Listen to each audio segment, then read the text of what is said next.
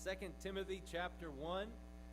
We've kind of, as Pastor Mark has been on his travels, he's in Mexico right now. He and Lorraine are doing a marriage seminar with Pastor Dave at their church down there in Mexico, and he'll be teaching the men, and she'll be teaching the women on a separate occasion. They'll be back tomorrow, so he'll be here throughout the week for all the other things we have going on. But we've been kind of scattered as he's been traveling, doing this series on regular heroes. I figured I would do it through New Year's, and then we'll figure out what's next. So if you have anything interesting or anything you'd like to throw my way, please do. But regular heroes, regular people in the Bible, maybe people you've never heard of, people I may have never heard of, that did fantastic things. And many of them were just everyday, average guys, builders, or people who worked with their hands. You know, Simon of Cyrene, just guys and gals. And then when the moment called for them to do something great, they went ahead and did that. And we can learn a lot from guys like that because we share a lot in common with them. As we look at 2 Timothy, many of you know that have been in the church for a while that this is a very special book, 2 Timothy. It's actually a letter written from Paul, an older man, as he's in prison in Rome. He knows he's going to die, and he's writing to the person he loves the most in the world. He calls him his son. It's not his biological son, but Timothy is like a son to Paul, and these are his last words. And here in this letter, towards the beginning of it, he mentions a man named Onesiphorus. And so we're going to learn a few things from the life of Onesiphorus. But Nero was the emperor of Rome at this point in history. He was harshly persecuting the Christians. He was going after the church. He even went so far as to, most historians ascribing to him, starting the fire in Rome and then blaming the Christians in order to further persecute them. Paul was captured in Rome. He was imprisoned there. He's an older man now. And by the time he writes this letter, he had already spent at least a winter there in that prison, that dungeon-like prison in Rome. And he's writing this letter to Timothy. Paul's fellow ministers and his friends have pretty much all left him. He mentions Demas has left me, having loved this present world. In other words, he went back to his old ways. And then he mentions a few other people that he'd sent to different churches or different missions, and others who had just kind of left because they were afraid. And I don't know that we could blame them. It would be very easy for someone associated with Paul to be thrown right in there with him and be persecuted and even killed for their faith just for befriending Paul. So he feels alone. He says, only Luke is with me.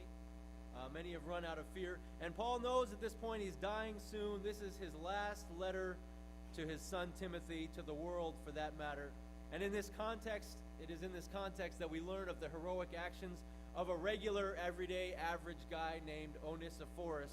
Let's go ahead and read what it says about him. They're the type of verses that you could be reading through 2 Timothy and you would read right over them and really not think much of it. You'd be thinking, all right, greetings, let's get to the other stuff, and you'd go right over it. But let's take a look at it.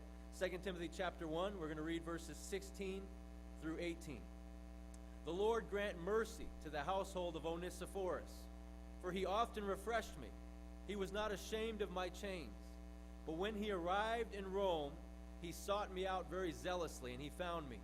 The Lord grant to him that he may find mercy from the Lord in that day.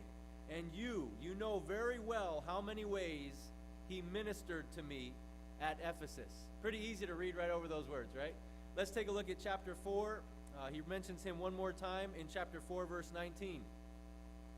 He simply says, greet Priscilla and Aquila and the household of Onesiphorus. And that's it. But what do we see about the life of Onesiphorus? First of all, he was a regular guy. We don't see anything fantastic about him, nothing noble about him, nothing royal about him. But we can learn a lot from these couple passages, as in the last days of Paul's life, he chooses to write about a man named Onesiphorus. Why did he do that? Well, we're going to look today. Regular people become heroes when they, and we have 4 points that we're going to fill in. If you grab the notes on your way in, there's a few blanks there for you to fill in. Regular people become heroes when they, first of all, and that first blank is serve in many ways. We're going to look at our passage backwards because Paul wrote it from the end was the stuff that's the oldest, and then right what he started with there when he says he's with me, he refreshed me, that's the most recent activity that happened. So we want to start the story from the beginning. We want to start in verse 18. It says, he ministered to me. You know how many ways he ministered to me in Ephesus. Well, what does that word minister mean? When we know it in our Christian American context, it means, well, the pastor does, he ministers, right? Or you do ministry. You go out and serve the poor, or you help with something, or you serve in kids' ministries. You minister, right? Well, what did ministry mean? What did that word mean to Paul when he wrote it? We see in Greek and in the language and culture that he wrote it, to minister meant simply to serve. It literally could mean to wait on tables. How many of you have ever waited tables in your life? All right, how many of you, if we included waiting tables at home, lunch and dinner and peanut butter and jelly and putting all the utensils out, you've waited tables. You know what that is? That's ministering in the Greek. You ministered that meal. You served that meal. You served food, or you cared for, you served for the needs of others. In our culture, we've kind of taken that word and we've changed it a little bit. As the Christians, as they started ministering to one another, that's what they called it. We're serving one another. We're not necessarily serving a meal or washing dishes, but we're serving one another spiritually. We're serving one another emotionally. We're serving through preaching of the word. And that word kind of changed its meaning in our culture from serving tables and washing and cleaning and caring for to serving people's emotional and spiritual needs. But what Paul meant when he wrote that, you know how many ways he ministered to me at Ephesus. One of the ways he meant was the guy gave me food. He put food on my table when I was building that church in Ephesus, because Paul started a church in Ephesus, and Onesiphorus was a support for him there. Some other places in Scripture where this same Greek word minister is used, Matthew chapter 8, verse 15, Jesus healed Peter's mother-in-law, and it says when she was well, she ministered to them. Well, what did that mean? It meant she cooked for them. She made a meal. She had some time spent with them where she was serving them. Matthew chapter 4:11, after Jesus had fasted for 40 days. I have trouble fasting for 40 minutes. I can't imagine 40 days. Some of you probably here have done that. You've probably fasted for 40 days. I ate 2 breakfasts, 2 lunches, a dinner, and a midnight snack. I love food. Jesus fasted for 40 days before he began his ministry, and then the scripture says angels came and ministered to him. They were feeding him. The guy was hungry, right? They were getting him some water and slowly nursing his physical being back to health. Mark chapter 10:45, Jesus says those famous words, the Son of Man did not come to be served. He did not come to be ministered to. He said, I didn't come to be royalty. I didn't come for you to wash my feet and treat me as a king. I didn't come for that reason. I came to serve was the reason he came. All the same word. Acts chapter 20, verse 24 is another example. Philippians chapter 2, verse 25. And Hebrews 6:10, if you'd like to look those up later. Acts 2:20-24, Philippians 2:25, and Hebrews 6:10 also use that same word. But like Onesiphorus, we are called to live a life of ministry or service to the people around us. How do regular people go down in history among their friends and family members as the great ones, as the heroes, as the ones that when all is said and done, and when they're long gone, they say, I remember my grandfather, I remember my great-grandfather. Why do we remember those people? Because they served. As simple as meals and houses and working and providing. Simple stuff. But what does Paul say? He says, he ministered to me in many ways, right?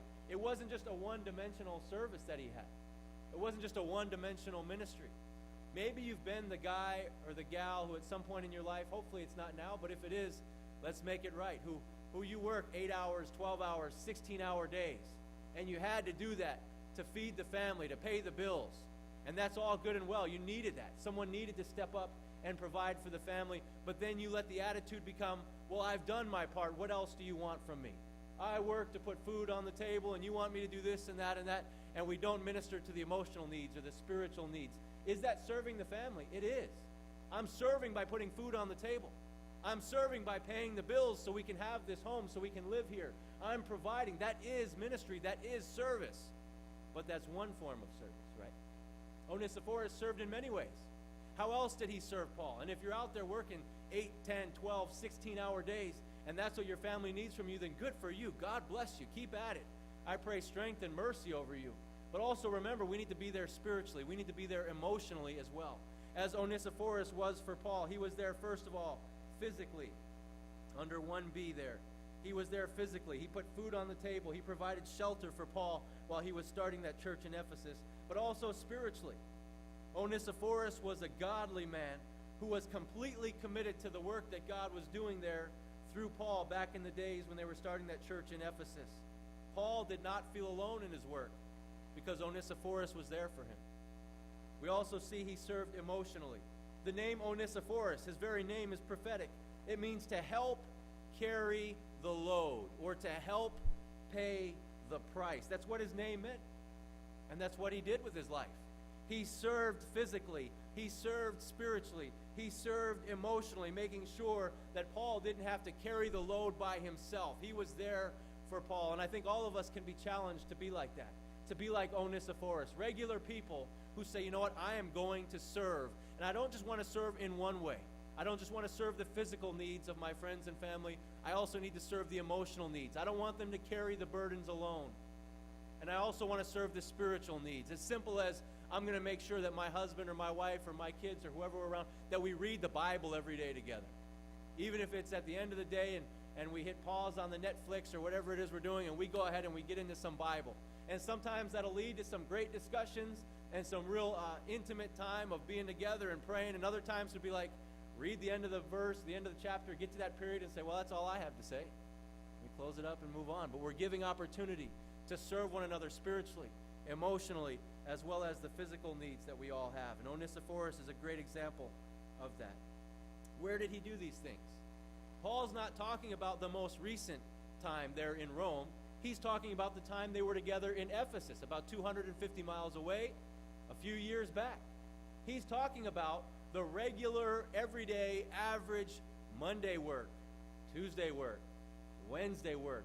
Not the glorious times, not the glamorous days, not the big, epic, heroic moments of life, but the everyday, average, peanut butter and jelly days of life, right? How many times did you make tuna fish sandwiches, turkey sandwiches, put them in Ziploc bags, put them in brown bags, and send someone off to work or send someone off to school? That's what Paul's remembering. The regular days, that Onesiphorus, he was faithful when it really mattered in just the everyday, average Mondays and Tuesdays of life. And as people that want to be heroes to our families, as people that want to be faithful to the ministry and the calling of God, it's important to be faithful in the everyday, mundane things of life, like Onesiphorus was. He was faithful before there was ever a crisis. He was faithful before there ever was a hero needed. He was faithful in the everyday stuff. Like a daughter who was 13 and she hadn't seen her father in years, and he wanted to be a part of her life again. And a story that's so familiar and probably familiar with many of us here in this room. And he comes for a visit, and she's cold-shouldered towards him, kind of cold-hearted because he hadn't been around. And he's saying, I love you. She's kind of cold and doesn't really respond very well to that. And he says, what's wrong? Don't you know that I love you? You got to know that I love you. And she doesn't really feel loved because he hasn't been around for her for years. And he says to her, you know that I would die for you, right? And she got pretty upset, and she said, I don't want you to die for me. I want you to live for me. I want you to be with me. She wanted someone in the everydayness of life. She didn't need that big heroic moment. She just wanted someone to walk through life with every single day. I don't want you to die for me. I just want you to live for me in the regular days of life. And I think that's a great example for all of us. Like Onesiphorus, you know how many ways and how many times he ministered to me, how many ways he served me back in Ephesus. Before there ever was a crisis, he was faithful. So first of all, we need to serve in many ways, physically, spiritually, emotionally, even in the boring times, the regular times. Secondly, this morning, let's go ahead and read verse 17. We're working backwards. We covered 18. Let's work 17 here. But when he arrived in Rome, now Paul was imprisoned in Rome, right? He sought me out very zealously, and he found me. Paul's there in prison. He's old. He's been cold all winter. Another part of the letter, he says, bring my cloak, bring my jacket. I'm cold here. Bring my parchments, my scriptures. I need them to read. I want to keep growing, right? But he was cold winter, and then Onesiphorus says he arrived in Rome. How do you think Paul felt when his buddy got there and found him? He says he was diligent, he was zealous, he found me, he searched me out, and he found me. And heroic people always, that blank under Roman numeral 2, always simply show up. We always show up. It says he arrived in Rome. Those letters, as Paul inked those letters and those words on that parchment, I bet his heart was moved. Everyone else ran away. Even my buddies, I sent them to this church or to go take care of that problem, and then others ran because they were afraid, and others left because they were going back to their old ways. But this guy showed up. He was the only one. Luke was with me, and Onesiphorus, the guy, showed up. And regular people can become heroes if we're the type of people that just always show up. We're always there. Now, are there times where you just can't, you have work or you have things that you can't? Absolutely. But be the type of guy, the type of gal that when it's all said and done, the people that are close to you, they nod their head and say, you know what, that person was always there for me. And I think we all know what that means, that we did when we could rearrange things or cancel things when at all possible, to be there for people when it was important, when they needed us, or to be there to make sure that they knew that we loved them. But he arrived in Rome. He overcame obstacles. He overcame excuses. His trip to Rome was incredibly inconvenient. It was 250 miles, give or take, depending which way he went. He either would have traveled by land to the north and to the northwest, or by boat to the southwest. But nonetheless, it would have taken a while. It was very inconvenient. He would have to leave behind whatever work he was doing, whatever family he had, to go there and visit Paul in Rome in prison. It reminded me of a man named Heros Prt, one of my dad's buddies from India. One of my dad's first trips there many, many years ago. He went there. He was going to do the pastor's conference that he does every other year. They put the big tent up, and a lot of people are showing up, and people are excited. And there was a pastor from India named Heros Prt. Took him 3 days to get there. 3 days by foot, by rickshaw. Anyone ever been in a rickshaw? Basically someone else's foot. They're pedaling, and you're in the back in like a wicker basket woven type of seat. And then by train. Walking and biking and getting on trains. Took 3 days to get there. And he got there, and he found Pastor Mark in the crowd as people were all meeting and greeting before the meeting. He shook Pastor Mark's hand, and Pastor Mark said, "Hey, Sue, it's good to see you." And they were so glad to see one another, and they're close friends. They only get to see each other every other year and not for very long. And Jesus said, "Well, I have to leave in a minute. I just wanted to see you and see if there's anything you needed." He traveled 3 days, and Pastor Mark says, you can't stay? He says, "No, I have to leave as soon as I'm done talking to you, but I wanted to make sure you had everything you needed." And he said, "Well, yeah, I do." And they shook hands, and they hugged again, and then he had to travel his 3 days back because he had to be back for a certain event coming up. He traveled 6 days round trip just to see the man for 5 minutes and say, "Is there anything you need?" Had Pastor Mark said, "Yeah, I need this, this, and this," I don't know that he would have even had time to get it. But the point was, he showed up. He knew his friend was coming, and it was possible, so he made it happen. We all know there's times where it's just not possible. You just can't do it. But if at all possible, let's show up. You're a winner simply by always showing up, by being in the room, by being there when something important has happened, by being there even when boring things are happening. Just by showing up, you're becoming a hero to your friends and your family members, by being that guy or that gal that always shows up. His trip to Rome was very inconvenient. His trip to Rome was actually very dangerous, right?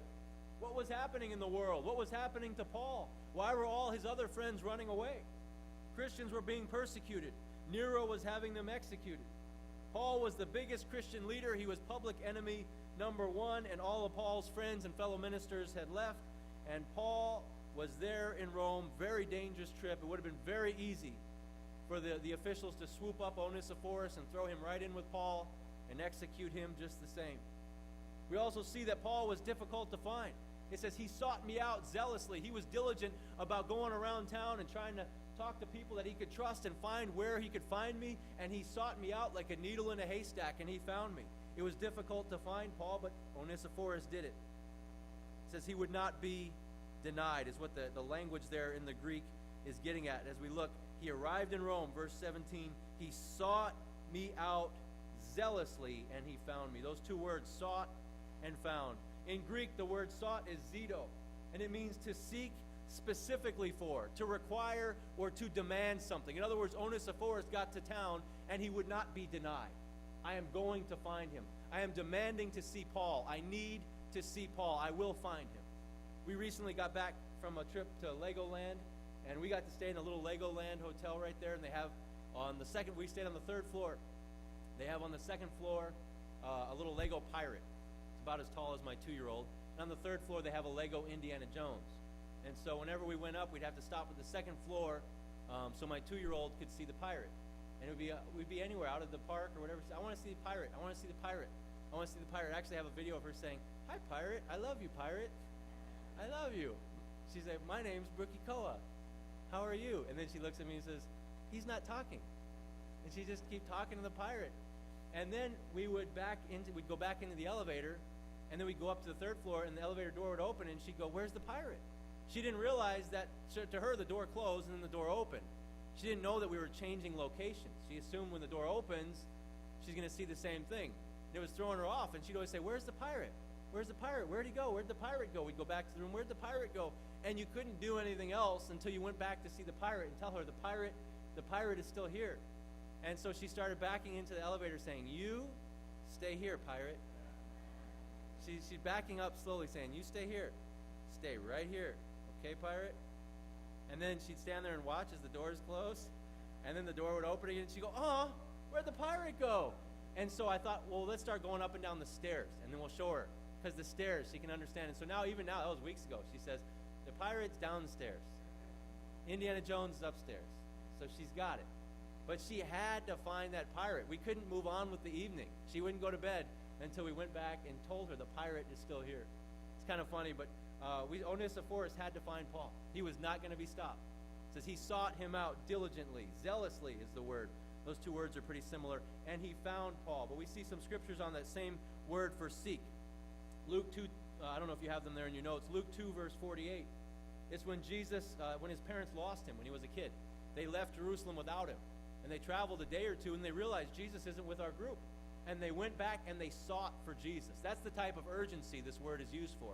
You know, when you lose a kid at the mall and you're searching for them, that's what this word is used for. Luke chapter 4, verse 42, when Jesus went to get time alone with the Lord in the desert, and the people sought for him. They needed to find him. They wanted to be with him. Luke chapter 5, verse 18. Friends, they sought for a way to get the lame man to Jesus. Remember the paralyzed man, and they couldn't get through the crowd? And what did they do? Anyone remember? They went through the roof, right? They ripped a hole in someone's roof. We live in the desert. I don't know about you guys, but whenever it rains, we kind of all check to see it hadn't rained in a while. Let's make sure nothing's leaking. They put a hole in this guy's roof. It says they sought to get him to Jesus. So we see the intensity of this word, right? You know, like looking for a lost kid, like getting that we're ready to rip a roof off of a building because we're seeking to get our friend to Jesus.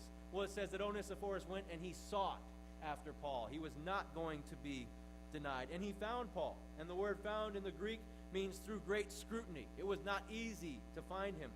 We see the same passage, or that same word in Matthew chapter 13, verse 44. Jesus is telling a parable. The kingdom of heaven is like a man who finds a treasure buried in a field. Right? You had to really scrutinize to find that treasure. Or like a woman who lost a pearl of great price in Matthew 13, 46. And she goes through and looking, and she finds it through great scrutiny.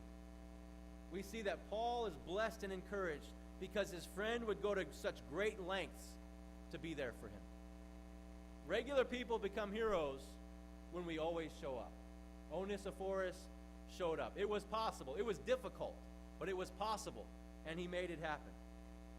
You may not remember the name, but you'll probably remember the story when you hear the name Derek Redmond. He was a sprinter for the Olympics back in Barcelona in the 90s. I don't recall exactly what year. I don't recall his event, maybe the 400 meters, but he was a sprinter, and all of his life as he was in junior high and high school doing races, and then through his Olympic qualifications, his father would always sit in the same place. His father would sit, so when he made that last curve and was heading for the last straightaway, his father would be sitting on the top bleachers or as high as he could, front and center, so that Derek could look with his eyes and see his dad in the stands as he's finishing every race. For years, this was how they did things, that his father would be there right where he could see him on the final stretch, through all the training and all the high school and all the college running. And finally, when it came time for the semifinals of the Olympics, and he was a front runner to win the gold. Everyone was anticipating him to win the gold. And he took off running and was in the lead as the race was going on. And as he took that final turn, he heard a pop, and he felt a pain in his hamstring. He said he thought he got shot for a brief moment. That's what it felt like. His hamstring snapped there in the back of his leg, and he went down to the ground, and everyone passed him up. And his hopes and his dreams were over. He realized what happened, that he indeed was not shot, but that his hamstring had given out. And he gets back up, and he's on his left foot. He's holding his right hamstring, and he's determined to finish. And he starts limping towards the finish line. And the crowd stands up, and they're cheering for him. They cared more about him than the winner that day. But then he remembered, and he looked up at his father in the stands, and his father was gone. And he thought his heart was broken. His dreams were shattered. And then he thought, oh no, I've disappointed my dad. I've let my dad down. Where did he go? I broke his heart. I disappointed him. What he didn't know is that his father, the moment he went down, started running down the stairs of that stadium. He went down onto the field. There was a fence. He jumped the fence. And this is not a young guy, right? This is not an Olympic athlete. I was kind of, as I rewatched the video, I was kind of chuckling. I was like, this is the most unathletic man ever to get a standing ovation in the Olympics, ever. If you watch the video. And he hops the fence, and two security guards come after him. They don't know who he is. And he kind of shoves one aside, and then you see him talk to the other one, and he's saying, that's my son out there. That's my son. And he was not going to be denied. It didn't matter what it cost him. And he kind of shoved that guy aside and jogged out to his son and took his son's arm and put it over his shoulders, and the two of them limped to the finish line together. That man was not going to be denied. One of the most heroic moments in Olympic history is when that father went up under the arm of his son and helped him finish a race for last place. One of the most glorious and heroic moments in history, made by one of the most unathletic men ever to touch a field or a stadium for the Olympics. Why was he such a hero? Why was that such a glorious moment? I'm going to show up. I'm not going to be denied. I'm going to be there for my son. And he said afterwards, I'm more proud of my son than ever. But nonetheless, we see a couple points that we've made already today. Regular people become heroes when they serve their people in many ways. We serve physically. We serve emotionally. We serve spiritually. Also, we need to always show up. Whenever possible, we show up. Thirdly, we see as we're working backwards, verse 16, the Lord grant mercy to the household of Onesiphorus. He often refreshed me. He was not ashamed of my chains. So that's the most recent thing that's happened between Onesiphorus and Paul. And that next blank there, Roman numeral 3, always encourage. Always show up and always have something encouraging to say or do, right? Pretty simple stuff. Onesiphorus refreshed me, Paul said. The Greek word means to cool off. He cooled me off. He helped me recover from the heat. I think more appropriately, the word is also used in terms of breathing. He helped me breathe easy. I was laboring in my breath. I was worked up. I was stressed out. It was hard to breathe. And then Onesiphorus showed up, and he made it easy for me to breathe again. He refreshed me. He encouraged me. He calmed me down. Paul could breathe easier in that stressful situation because Onesiphorus was there with him. He identified with Paul. He was not ashamed to be Paul's friend. The word ashamed means upon disfigurement or upon dishonor. He didn't care what people thought that he would be a friend of Paul. Onesiphorus was risking his freedom and even his life to be there for Paul. But they stood together for Jesus. In a time where Paul felt abandoned, Onesiphorus showed up. He encouraged him. Paul was blessed. He was refreshed. He could breathe easier because Onesiphorus was there to encourage him. Roman numeral 3, capital C. There's another blank there if you're following along. Onesiphorus changed everything, even though nothing had changed. That blank there is changed. Think about that for a moment. In the mind and the heart of Paul, Onesiphorus' presence had changed everything. But actually, nothing had really changed, right? Paul was still in that dungeon. He was still facing death. He still ended up losing his life as a result of that imprisonment. Nothing had changed, but everything had changed. Because he had a friend who served him in many ways. Because he had a friend who always showed up. Because he had a friend who was always encouraging. He didn't have the power of the Almighty to change the circumstances. But he had the power to show up. And he had the power to encourage. Many of you know Tim Tebow. Who knows who Tim Tebow is? Don't be shy. I see hands. You're still here. All right. A lot of you. Great college football player. Maybe the greatest ever. Had a little more trouble in the NFL and the professional leagues, but he had a wonderful, magical half season there with the Denver Broncos where he took over the starting quarterback job halfway through, give or take the season. And then he went on this magical run where he would be terrible for 3.5 quarters of the game. And then in the fourth quarter, somehow, miraculously, and people were even like starting to have faith in the Lord because of the way this guy would win games at the end of the fourth quarter. I mean, non-believers and atheists were like, man, this guy plays football really well the last 4 minutes of a game. Maybe there is a God. And they would keep winning these games with these crazy heroics. Right at the end, people say, oh, he can't throw, and he was very inaccurate throwing the ball, which for a quarterback is kind of a big deal. But he had all the heart in the world, all the gut in the world. And then he got them into the playoffs, and then they were playing the Pittsburgh Steelers. Some of you football fans remember this game. Everyone thought the Steelers would just steamroll them. Easy game. Tebow's not going to beat the Steelers. The game went into overtime. First play of overtime. First team to score wins. Tim Tebow drops back, throws a bomb 75 yards for a touchdown to win the playoff game. Everyone's celebrating. I don't fully understand what Twitter is. You don't either, probably. But Twitter was going crazy. National media was going crazy. ESPN, Sports Network, was going crazy, praising Tim Tebow, replaying the highlights. Do you know where Tim Tebow was after that game when everyone was praising him and saying how great he is? Some people were saying, he's going all the way to the Super Bowl. He went to a hospital to visit a 16-year-old girl named Bailey, who was going into her 73rd surgery. That's where he was. He showered, he changed, he left, and as soon as he could go visit that girl who he didn't even know, someone told him, hey, there's a girl who'd love to visit from you. And he was there with her. He prayed with her. He encouraged her. She said about Tim Tebow, he was a great spot for me. He was a bright spot, in a very gloomy time. Says he encouraged me. She said he gave me strength. He gave me hope. And she said he told me it can't rain forever. And she was so blessed, so encouraged. She felt so strengthened by this guy. He could have been doing talk shows. He could have been going on morning shows. He could have been living it up, fame and glory. But he went to a little hospital room where a 16-year-old girl, apart from all cameras, and he encouraged her. And he blessed her. He encouraged. What do heroes do? We serve in many ways. We do our best to always show up. And we always have something encouraging to say, right? And then lastly, we see here, and this one isn't written here, but Roman numeral 4, we need to stay faithful until the end. Most people don't know this, but 95%, give or take, historians, theologians believe, letter A there, Onesiphorus is already dead by the time Paul wrote this. It wasn't long between when Onesiphorus visited and when Paul wrote this letter, but look at it. Onesiphorus is not with Paul. Paul in the letter says, only Luke is with me. Onesiphorus is not at home. Just greet the household of Onesiphorus. Mercy be upon them. May mercy be with them on that great day. We see he's not with Paul. He's not at home. All references to Onesiphorus are in the past tense, aren't they? Everything's written in the past.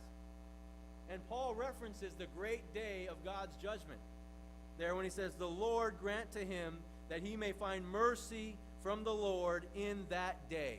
And he's talking about him in the past tense. He's not with Paul. He's not home. And that phrase right there is alluding to the fact that he's already dead. May the Lord have mercy on him as he goes into the presence of God. As if Onesiphorus has already passed on into the presence of God. And then again at the end, we read verse 19 because it says, greet the household of Onesiphorus. It doesn't say greet Onesiphorus, greet his household. He says, mercy be upon the family. He is talking as if Onesiphorus has already died. So we see the importance of serving faithfully all the way until the end. Paul prays mercy over the household, but not directly addressing him. It's likely that Onesiphorus died in his support to Paul. Just like we said, it's a dangerous trip. It's dangerous to identify with Paul at this point. But Onesiphorus did. And we don't know for sure, but it certainly looks like he lost his life in that support of Paul. Heroes do what is right. Onesiphorus served faithfully all the regular Mondays and Tuesdays and boring days, peanut butter and jelly days, pack and lunch days. He served faithfully when nobody would know who he was or what he was doing. But then when that moment came and Paul needed someone to step up in an epic and heroic way and risk his life, Onesiphorus stepped up in that big moment as well. He lived and died to serve Jesus, and he was faithful until the end. If we could have the worship team come forward, we'll close on that note. But he inspired and he blessed his household by the way that he lived and the way that he died. When do regular folks become heroes? People that aren't presidents or things like that. We become heroes when we serve our people in many ways. Spiritually, physically, emotionally. We become heroes when we simply show up. We're the guy, we're the gal that's always there for them. people know we're always there for them. We're always praying for them. We're always showing up as best we can. When we always have something encouraging to say, we help the people around us breathe easier. When something is going on and you walk in the room, everyone breathes a little easier because you're going to have something encouraging to say. And lastly, we need to stay faithful all the way until the end.